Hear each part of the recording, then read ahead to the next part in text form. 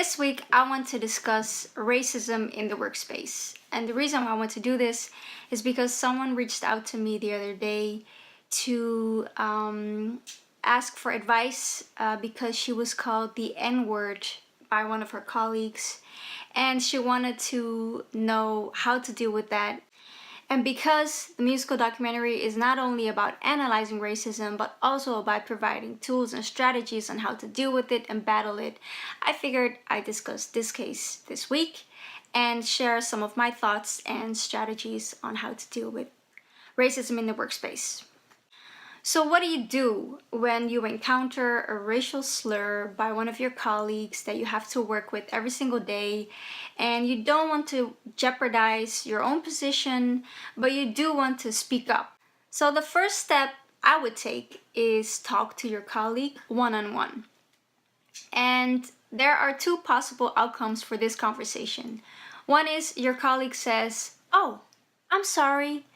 I was not aware of this. I apologize and thank you for educating me, and I hope I can do better. I won't do it again."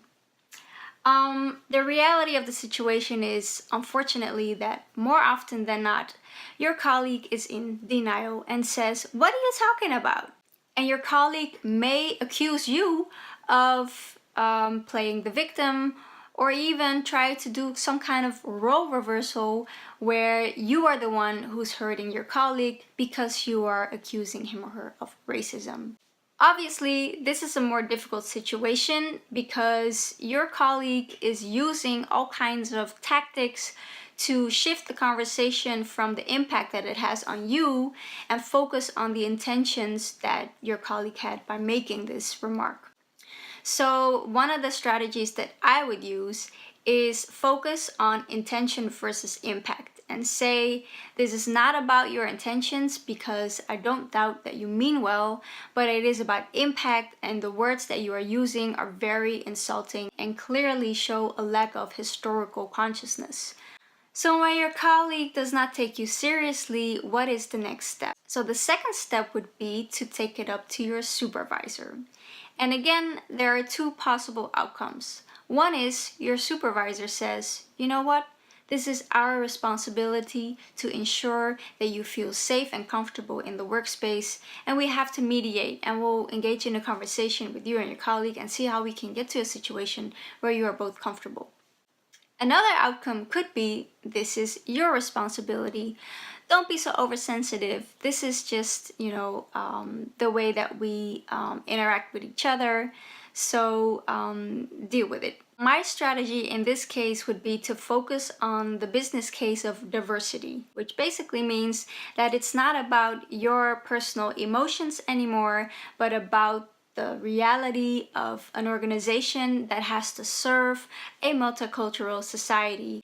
So it becomes actually the responsibility of the organization to ensure a workspace and a culture that does not tolerate racial slurs or cultural insensitivities. Now, again, your supervisor might not be sensitive to this argument because there's a lot of arrogance in systems of institutional racism.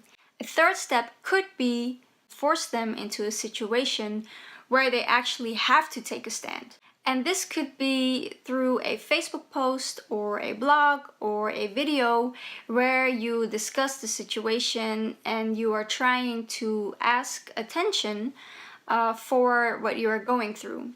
And then again, there are two possible outcomes for this step. One is your employer decides to issue a public apology because they want to do damage control, or you can get fired. Now, this is the reality of institutional racism, and only you can decide what works for you. But it can get to a point where you feel like, I can no longer stay silent because I don't want to go to work every single day and be confronted with these racial slurs. Then the question remains, what are the consequences when you do speak up? And am I willing to accept these consequences? And all I can say is, when one door closes, another door opens. When I was starting out as a musician, I also was afraid to speak up against Strateey, for instance, because I was afraid that it could affect a fan base. And then I realized I could no longer stay silent and I had to speak up. And I did indeed lose people who were supporting me, but I actually gained a lot of more support from another type of audience that is very politically engaged and that does appreciate how I combine art and activism.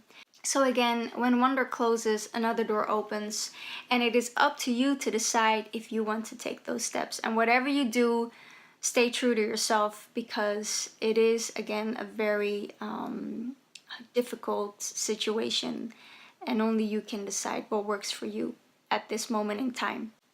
So that's it for this week. I am very curious to hear about your experiences in the workspace. What are some of the encounters that you've had that are related to racism, and how did you deal with those questions? How did your colleagues respond, or your supervisor? So let me know your thoughts. Thanks again for watching, and I'll see you next week.